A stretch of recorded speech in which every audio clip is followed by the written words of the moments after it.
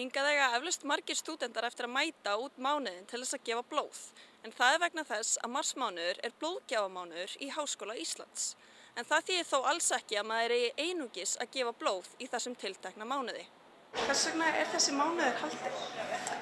Þetta er í rauninni bara til að minna á mikilvægi blóðgjafa og svo erum við fyrst og fremst að halda þetta í háskólanum til þess að í rauninni hvetja ungt fólk til þess að gerast reglulegir blóðgjafar og gera blóðgjöf bara að lífsstíl af því að blóðgjafar á Íslandi eru að eldast og það vantar fleiri unga einstaklinga til þess að fara og gefa reglulega blóð.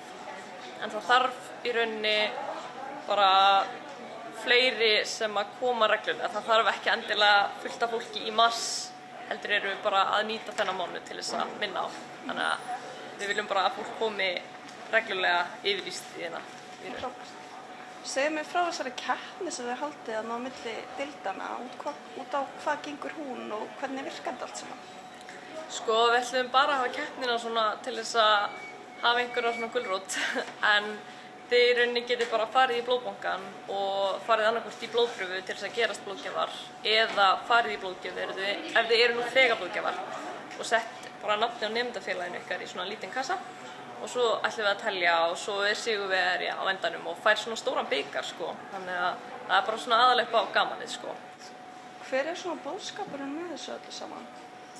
Bara að í rauninni blóðgjöf kostar svo lítið og í rauninni getur samt bjargað fullt af mannslífum og já, það bara getur skipt rosalega miklu máli fyrir einn einstakling að fá blóð.